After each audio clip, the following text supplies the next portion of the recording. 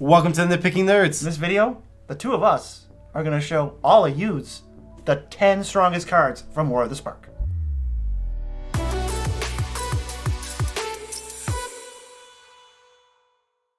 I'm your host, Joe Cherries. I'm your host, Beezy. Together we're the Nitpicking Nerds. And before we begin, make sure to subscribe to our channel because our subscribers are 10% more likely to open every single one of these cards in their pre-release pools. Disclaimer, the Nitpicking Nerds cannot guarantee that any of these cards will be in your pre-release pool. Shall we jump right into the list right now? Right now? Right now. Well, let's jump into our dishonorable mention. Dishonorable mention, hashtag Nitpicking Nerds hot take. Feather. This card is so fine. I don't think it's bad. I don't think it's good. Alright, so here's...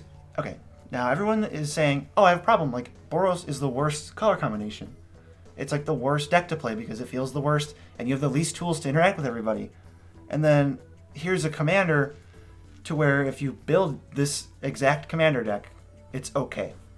That doesn't solve your problem at all. Boros is still butt. Yeah, exactly. You need Smothering Tides, and you need like stuff like that goes in the 99 of every Boros deck to make Boros decks not trash. This doesn't solve the problem I think everybody thought it solved. Yep, we don't need a new, unique commander. I'm not even saying it's bad. I think it's cool. This card's super cool. I think it's cool. I think it's cool to build it. I just don't think it's that good. It doesn't like fix Boros. You know, they just print Tasigur, but it's red and white. That doesn't do anything. It just makes this Boros deck is really good. But every other Boros deck is not very good. Exactly. Yeah. But so that was our dishonorable mention. Hot take. Hot take. Hashtag tell your friends. And now we're getting to the actual top 10. Number 10. Niv-Mizzet Reborn. Wooburg. Legendary Dragon Avatar 6/6. Flying. When Niv-Mizzet Reborn enters the battlefield, reveal the top 10 cards of your library. For each color pair, choose a card that's exactly those colors from among them. Put the chosen cards into your hand and the rest on the bottom of your library in a random order. The reason this card's number 10 is because it doesn't slot into many decks in EDH. It can only go in its own deck, pretty much. Yeah, it's a great commander. It is. I think it's a better commander than Feather because this is a commander that says basically, this is your commander and your deck is built correctly, draw 3 to 4 cards, at least. Yeah, who knows? I mean, Even if you more. subscribe to us, 10% more than that. Yeah, 10% more likely to draw 10 cards. Super strong. Promotes a new strategy, like guilds matter. Yeah, I like this Guilds Matter thing. It's interesting. This card's cool. This card's good. Cool. Cheap. It's not like Sweet. 10 mana. It's also got sweet art. Yes. It only costs 5 mana. 5 mana to potentially draw between, I would say the minimum is going to be 2. Here's the max is 10. Here's where it gets pushed over the line. Here's the line. Here's Niv-Mizzet with all the abilities. Here's Niv-Mizzet with the enters the battlefield. Oh yeah, crosses the line. It's also the battlefield. Miss Metal Witch. Get it out of here. Sweet Get card. out of here. Sweet All right, card. moving on. Let's get moving to number 9. We got Bolas' Citadel. 3 black, legendary artifact. You may look at the top card of your library anytime. You may play the top card of your library, period. If you cast a spell this way, pay life equal to its converted mana cost rather than pay its mana cost. Tap, sacrifice 10 non-land permanents. Each opponent loses 10 life. Ooh. This card is okay. Let's be clear. There's a little Nitpicking Nerds disagreement. I think this card is way higher on this list. I think I would put it up near 5 or something like that. This is another hot take. He would put it somewhere down lower on this list. I don't know if it's on my list, honestly. That's fair. And I mean, we see this as card. We balance each other out. We do. I think this card is very good. I think it's one of the top, probably 5 cards in this from the set for EDH. I think it's super cool. I think there's a lot of combos with it. I think there's a couple. I think there's a lot of ways to work with this card. I just think it's really expensive and nobody plays Future Sight. I think it's so much better than Future Sight. I think being able to change it from casting it for its mana cost to casting it for life. Yeah, you just need really helps. You just need a way to get the top card of your library and not a land. Yeah, but also, is that why Trench Gorger spiked? What does Trench Gorger do? It exiles all the lands from your deck.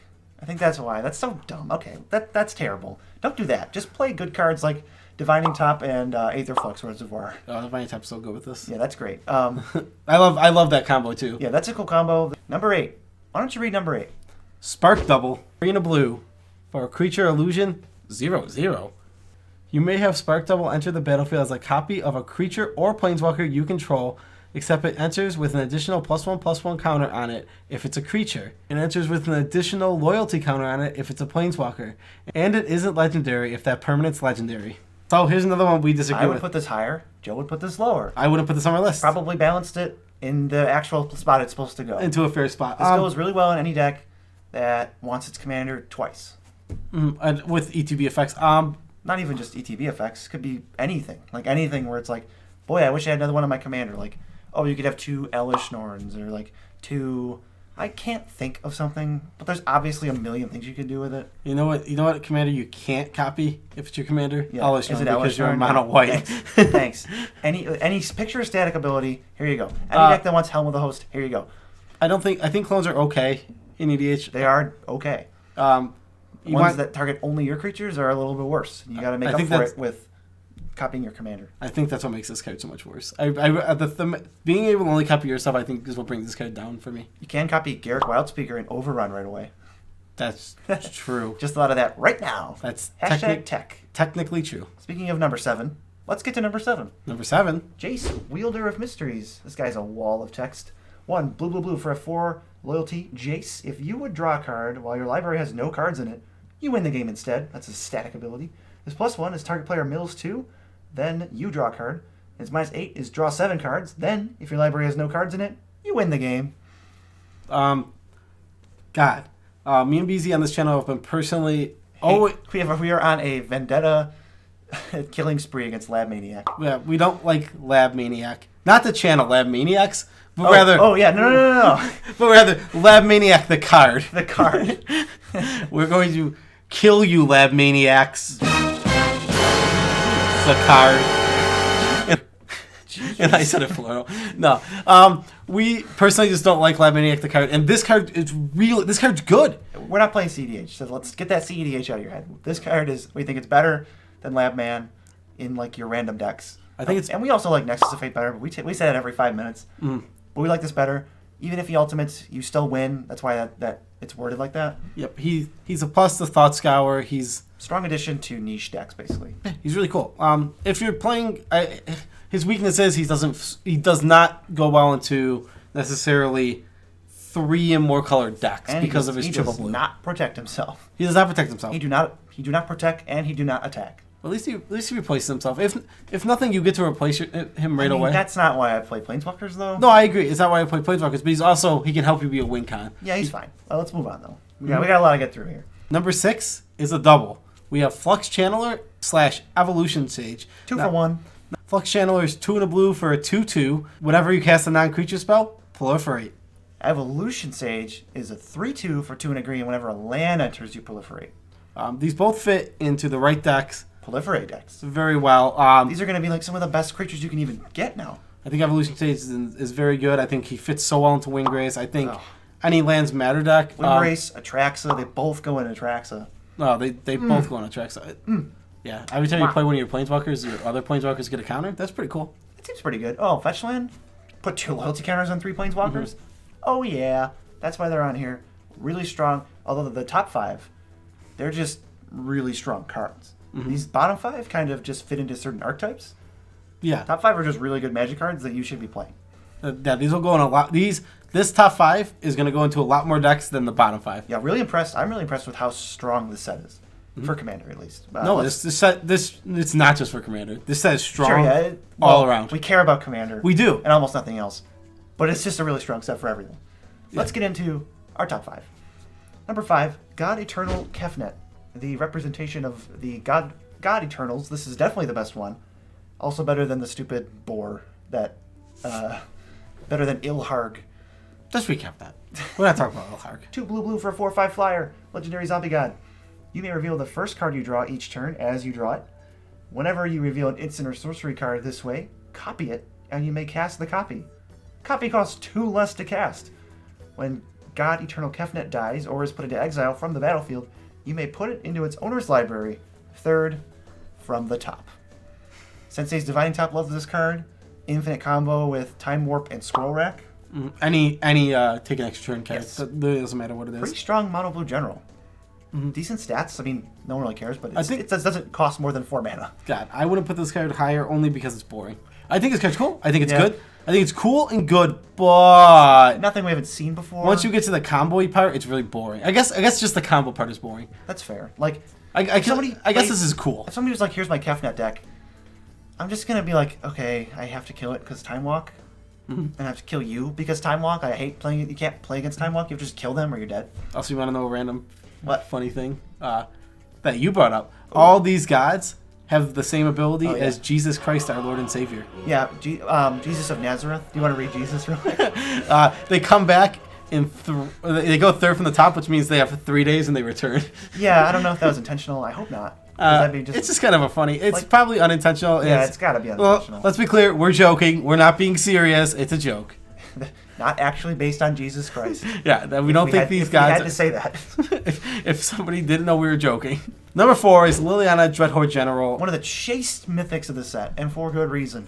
This card is awesome. Oh, when she was spoiled, like she was one of those first spoilers. Oh, I was just so excited. This card is so cool. Powerful. It's 4 black for legendary Liliana. Static ability. Whenever a creature you control dies, straight up, draw a card. No joke. 6 loyalty. +1, make a 2/2 zombie. -4, each player sacrifices 2 creatures. -9, obviously you're going to win. Each opponent chooses a permanent they control of each permanent type and sacrifices the rest. So, Ultimate's GG usually is. That's static, though. Her static is insane. So me and BZ talked about this. It's funny, if you remove the static from this card, how much does this card look like a dual deck Planeswalker, or one of the whatever they're Planeswalker decks? Yeah, It looks like it just belongs in the Planeswalker deck. But with that static ability, card is insanely awesome. Just like this card is, if you're looking for reference, it's way better than like Grave Titan. It's better than Elspeth Sun's Champion. These are the cards I'm like comparing it to at 6 mana. You get to get a lot of value right away. It's better than the 5/5 demon that says whenever a non-token creature dies, draw a card. I like it better than all that stuff. This card is rock solid. This card is in a league of its own, I feel. You're playing a creature deck, sacrifice. You just slam that -4. And then everybody barter in bloods, and you draw 2 cards. Oh, if I ever build that zombie deck, that's on my list of 10 decks, EDH decks I want to build. Oh, yeah, your super long checklist. I have a checklist of so many EDH decks I want to build, and if I ever get to the zombie deck, she'll be in it because she's awesome. We have the opposite. You have so many decks to build, I cannot find another deck to build to save my life. I have so many decks I want. So let's move on. Liliana is so cool. To our top 3. Bronze Medalist. Ugh. Bronze Medalist, Teferi Time Raveler. 1 blue-white for a 4 loyalty Teferi. Static ability. Each opponent can cast spells only anytime they could cast a sorcery. +1. Until your next turn, you may cast sorcery cards as though they had flash. -3. Bounce an artifact, creature, or enchantment and draw a card. Okay. This card costs 3 mana. Just 3. This card costs just 3. I mean, almost all the other cards like this, especially for CEDH, see play when you're stopping your opponents from interacting with you so you can just combo. Mage of Zalfir is pretty good, and then there's Docin. Oh yeah, Docin is also pretty good. Docin and it's just they're annoying. What is the oh my god, Grand Abolisher? Yeah, Grand Abolisher. That's another good one. Yeah. Yeah, like all these effects see play because they're good, and then Silence. You get another one here. You also so think about this way. He's 3 mana. He can just be like he's a removal spell, right? He bounces something. That's what I thought. Like he just is a pseudo removal spell. He draws a card where he'll replace himself. So he stays in the field. He'll get rid of something that's troublesome on the field back to their hand, and you'll draw a card. Yep. Oh, and that's just one of his abilities. If you try to combo off the same turn, you're totally safe. Unless they have to counter him, and there's an awkward situation where I have 1 counter spell. You can either counter Teferi or my infinite combo. Oh, you lose either way. Totally plausible to just like play this later in the game plus and then like leave up a Supreme Verdict from your hand. Yeah, that's pretty sweet too. There's stuff like that. Like this card is just good. This card instants are very strong in EDH. We know this. Every single thing that this guy does is good. Yeah, just get ready to be annoyed by this card, or if you have a control deck, I would or a combo deck, I would play him. I'm gonna add him to my checklist for another deck I want to build. This is a card I want to play, but I just don't know where to play it. Yeah, I don't know where I'd play this either, but I also want to find his home, send him in there. Ooh. Number 2. Hot take. We love these 2 cards very much. Number 2 is awesome. This card is so cool, and it was so unexpected. If you told me every single Planeswalker in this set will have a card with their name on it, and I had to guess which one of those cards would be the best, I would say maybe Liliana. I would never have guessed. I would never have guessed it was Narset with Narset's Reversal. Blue instant. Copy target instant or sorcery, then return it to its owner's hand. You may choose new targets for the copy. So let's just say a couple of really insane ones to counter. Handful handful. Let's just do like 2 or 3. Yeah. Expropriate. Yep. There's Rise of the Dark Realms. Cyclonic Rift. Just these game-winning spells, especially with like Rise of the Dark Realms. I know it's a decent amount of play. It's like a $25 card. You copy the spell. Now you get it, and the spell does nothing. They can't cast it again. There'll be another good one, Decree of Pain. Once you cast Expropriate 2, the game's over. And it's not like they're like, oh no, they have Expropriate now. It's like, no, you're just gonna win. You just cast Expropriate for 2 mana. Yeah, and this card is just good. This card is very strong. If they try to counter one of your spells, you Narset's reversal your own spell. Now your spell goes to your hand, and you get it anyway. Yes. How sweet is that? Okay, let me be clear. I wasn't even thinking about that. I love this card without even thinking about that. That is so good. Yeah, when I was thinking about it, like, how do you use this card? Like, that's a big one. It's 2 mana. Yeah, this card's going to go in my Niv Mizzet deck. This card's insane. This card's going in BZ's Mono Blue Jace deck. Really good Magic card. Ooh, I forgot. Ooh, you know what's coming up soon? Nitpicking Nerds. Coming up probably next week. We're going to be talking about my Maelstrom Wanderer deck. Oh, yeah. I forgot all about get that done. And I'm so excited. We're going to do our personal decks. All right, so moving on to number 1. This... We're going to give you 5 seconds to guess what it is. And we're going to play Jeopardy music while we wait. Oh, sorry. I'll start over. I'll start over for the music.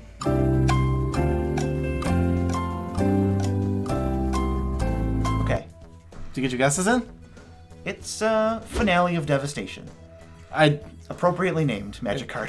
One of the least appropriately named Magic cards, but... It's super appropriate. You're going to devastate them, and the game's over. This card is insanely good. This card... Seems like it's... Okay. I haven't asked you yet. As good as Green Sun Zenith? In EDH, yes. Okay. Yeah. In EDH, it's better. That's what I'm talking about. Overall, as a card, it's worse. But in EDH, this card I think is better than Green Sun Zenith. It's modal. It's got so many modes to it. It's Reanimate. It's Search for something. Well, before we go too deep. Oh, yeah. Would you like to know what the card does? XGG. The game is over. Search your library and or graveyard for a creature card with converted mana cost X or less, and put it onto the battlefield. If you search your library this way, shuffle it. If X is 10 or more, creatures you control get +X and gain haste until end of turn. Okay, so the things that are insane about this card, one, it's a card like Green Sun, but it doesn't have to go to only green creatures. But the thing that makes it like so much cooler is you're getting anything. Plus, you just keep scaling. It can reanimate. It scales with the game. It's versatile. You can find it with Spellseeker. You can find it with which is pretty awesome. One thing to note: if you go and grab, let's say you grab Avengers Zendikar, don't do that. Number 1, because that card's really bad. But number 2 is because your plants won't gain haste. That's how the triggers work. The spell has to resolve first. Yes, absolutely true. Just a PSA for you. But this card does not need that. This card is very good. It doesn't give trample. But I don't think that matters. No, I don't think it matters in the right decks. Because it's if Green Sun Zenith also said spend 15 mana, you win.